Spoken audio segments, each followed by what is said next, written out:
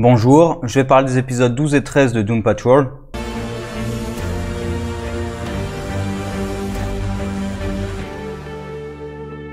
Alors, ça fait à peu près 4 épisodes.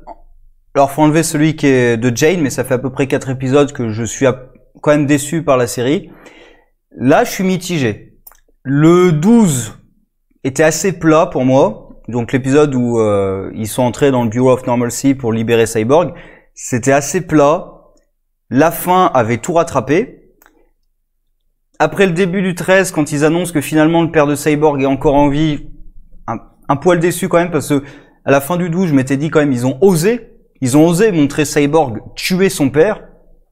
Finalement, ils n'ont pas osé jusque-là. Quand même, ils ont osé montrer une scène de violence entre un super-héros et son propre père, il est allé jusqu'à le tuer.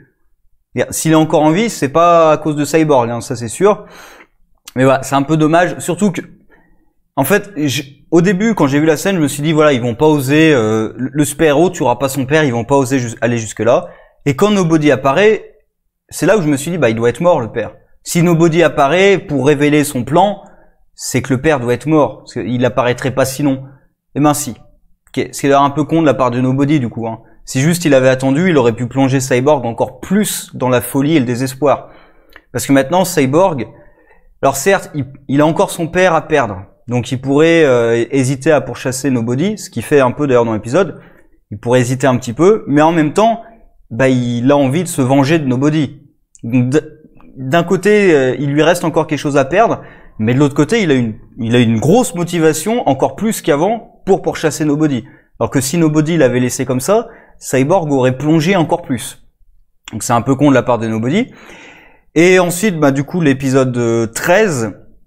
Alors, je vais rester sur le 12 avant de faire le 13.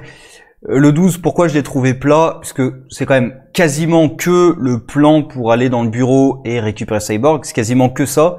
Alors, il y a un peu ce qui se passe à Cyborg dans le bureau. Mais voilà, la grosse partie, c'est le plan. Alors déjà, il y a une blague de Robotman, mais qui est vraie. Pourquoi est-ce que Cyborg appelle pas Batman? Alors, il le fait pas parce qu'il a plus son grid. Mais pourquoi son père n'appelle pas la Justice League? Ou d'autres héros? Pourquoi est-ce qu'il se contente de la Doom Patrol? Il pourrait appeler Batman, Superman, parce qu'il dit, voilà, j'ai testé tous mes contacts. Mais c'est le directeur de Star Labs. Normalement, il a des contacts dans la communauté des super-héros. Donc, il a pas appelé tous ses contacts. Il a appelé tous ses contacts, j'allais dire, administratifs, quoi, bureaucratiques. Il a pas appelé ses contacts super-héroïques.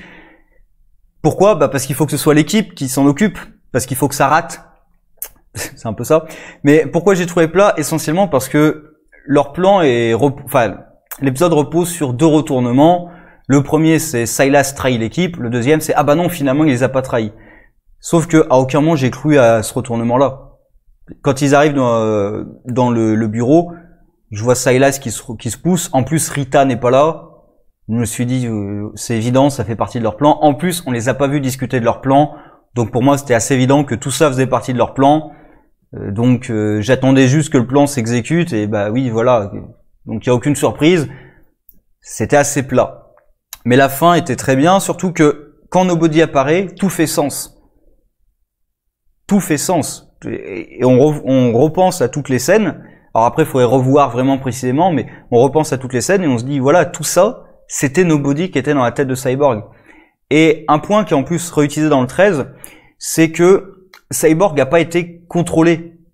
Il a été manipulé, poussé, mais c'est pas un télépathe qui a pris le contrôle de lui ou quoi que ce soit. On n'a pas altéré sa perception. Non. On lui a montré des images trafiquées, certes. On l'a poussé à bout, certes. Mais on l'a pas, on n'a pas, par exemple, altéré sa perception pour qu'il croie que son père était un ennemi ou quelque chose comme ça, pour le pousser à le tuer. Non. On l'a laissé libre de ses choix. Nobody, il l'a laissé entièrement libre de ses choix. C'est juste qu'il l'a poussé à bout et lui a montré des images fausses. Ce qui fait que Cyborg est quand même, porte cette responsabilité. Nobody encore plus, évidemment, mais Cyborg aussi porte cette responsabilité vraiment. Il aurait pu empêcher. Si Cyborg s'était contenu, Nobody lui a pas ordonné d'attaquer son père. Il l'a poussé à bout pour qu'il le fasse. Il avait plein d'autres solutions et du coup c'est aussi pour ça qu'il s'auto-flagelle un peu dans le 3 et dans le 13 et a raison. Sinon le 13, Donc on commence, ils sont encore dans le bureau. Jane va les téléporter. Alors là aussi, Jane, c'est pour ça que ce personnage m'énerve, parce que alors on voit que c'est quand même un truc pour se protéger, parce qu'à la fin de l'épisode, elle laisse un peu tomber l'armure et ce côté agressif. Donc on voit que c'est un truc un peu pour se protéger elle-même, mais c'est un peu pénible. Là, on lui demande de téléporter Cyborg et son père parce qu'il est en train de mourir. Et elle fait tout un numéro sur tu me donnes pas d'ordre, t'es en train de me mansplainer. Et en plus, la scène juste après, on lui demande à 3 ou 4 reprises de téléporter des gens, et là elle le fait sans poser de questions et sans faire chier. Donc voilà, c'est pour ça que le personnage m'énerve un petit peu, même si c'est cohérent avec le personnage pour le coup. C'est dans le personnage, mais c'est pour ça que ça m'énerve un petit peu. Donc là, on voit le succès de leur super-héroïsme, hein, puisqu'ils ont libéré tous les détenus, y compris les butts, là, les culs sur pattes, qui bouffent tout. Et qu'est-ce qui se passe? Bah, les détenus, ils se font tous buter. Donc, bravo les héros, en fait. S'ils étaient pas venus, les types seraient encore en vie. Alors, ils seraient enfermés, certes, mais ils seraient en vie. Donc, bravo les héros, quoi. Ils libèrent tout le monde. On les voit à la fois se faire abattre et se faire dévorer. Parce que les butts, là, ils vont pas dévorer que les méchants agents, hein, ils vont bouffer tout le monde. Et en plus, comme on a vu les généraux se suicider, il y a des chances qu'il n'y ait pas d'équipe qui vienne les sauver avant un petit moment. Parce que sinon, les généraux, ils auraient attendu... là, ils se suicident tout de suite. Donc je pense que les équipes d'intervention, elles vont mettre un petit moment à intervenir. Voilà, donc grâce aux héros, ils ont tué pas mal de monde. Et ils tombent, comme par hasard, sur Flex Mentallo, celui dont ils avaient besoin. Comme par hasard. Après, on pourrait dire c'est peut-être Nobody qui a intrigué pour ça. Hein. On sait jamais, peut-être que ça fait partie de son plan. Tout l'épisode, c'est des flashbacks de Flex Mentallo à Larry, de Negative Spirit à Larry. Et de l'autre côté, Rita qui... alors les scènes avec Cyborg, très bien, mais après elle dévoile tout son passé comme ça.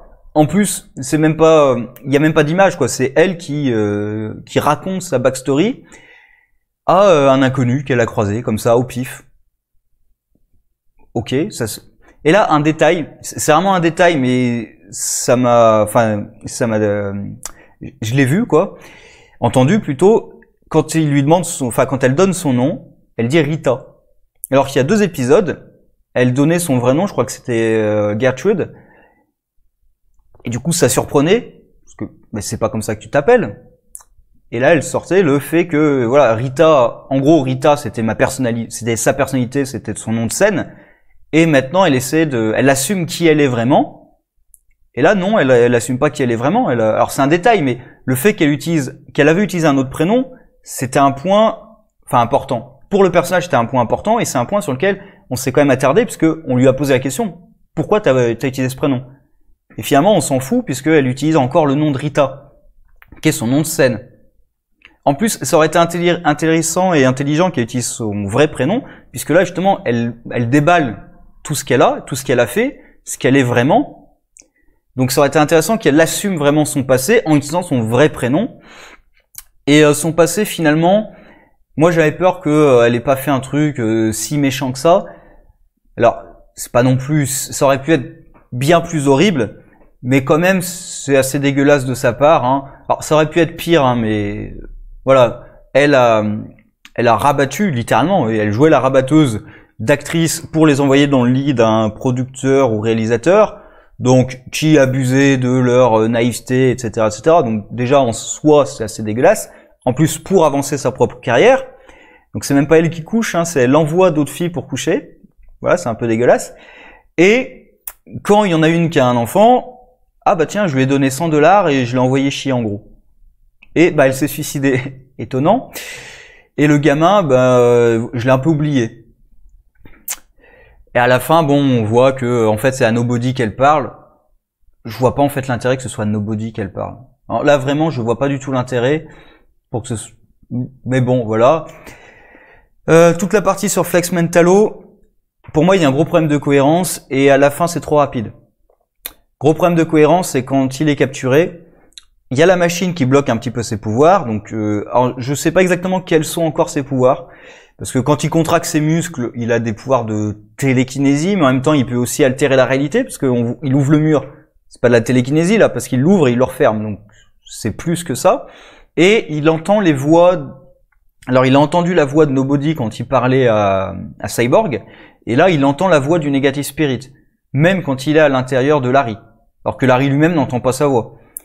Donc il a, je sais pas exactement quels sont ses pouvoirs, mais en gros c'est quand même lié au fait de contracter ses muscles, et on voit que quand il est enfermé, il a encore suffisamment de pouvoir, malgré la machine, pour balancer un type qui est devant lui contre le mur, et pour ouvrir le mur. Question toute conne, pourquoi est-ce qu'il a pas assez de pouvoir pour détruire la machine ou pour enlever les fils tout seul? Ce qu'il demande à Larry d'enlever les fils, pourquoi il le fait pas tout seul avec ses pouvoirs? Donc là, pourquoi il le fait pas? Bah parce que sinon il s'échappe et c'est fini, et ça provoque un gros problème dans le flashback. Mais voilà, à la limite ils auraient pu accentuer encore plus sa perte de pouvoir, qu'il ait vraiment plus aucun pouvoir. Alors, ça l'aurait empêché d'ouvrir le mur, d'accord, mais après, il aurait pu continuer à entendre le Negative Spirit. Et le Negative Spirit, je pense pas que le mur lui pose problème. Hein. Mais en même temps, si le Negative Spirit peut sortir, peut passer par le mur, c'est ça d'ailleurs, le Negative Spirit peut passer par le mur et détruire la machine tout seul, en fait. Il a pas besoin de Larry. Maintenant que j'y pense, oui, il a pas besoin de Larry du tout, en fait. Il peut demander au Negative Spirit de sortir et détruire la machine, et c'est réglé. Quand tu lui dis, il passe la main pour essayer de... Non, il en a pas besoin, en fait. Donc ouais, c'est vraiment, il y a un gros problème de cohérence là-dedans. Là, ils ont pas bien pensé à leur écriture. Surtout que le Negative Spirit, c'est quand même l'un des personnages, après Jane, les plus puissants de l'équipe.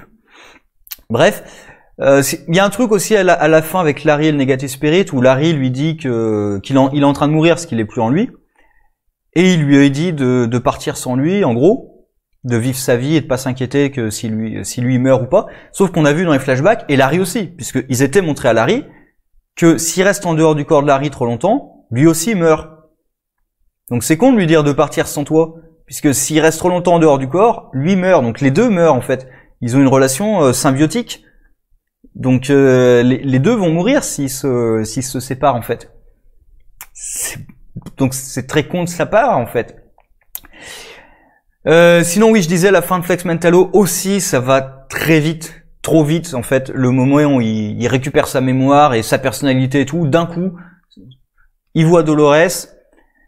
Alors après, il la reconnaît pas tout de suite, mais il la reconnaît à son rire. Ça, je dis pourquoi pas, le fait qu'il la reconnaisse pas parce qu'elle a vieilli, évidemment, mais qu'il y a un petit détail qui tout de suite lui rappelle que c'est sa femme. Ça, c'est plutôt bon, mais d'un coup, hop, il bascule et il redevient Flex Mentallo qu'il était il y a 50 ans, 60 ans même. Je sais plus, je crois que c'est dans les années 60 où il se fait capturer, donc ça fait 50 ans, quoi. Presque même bientôt 60.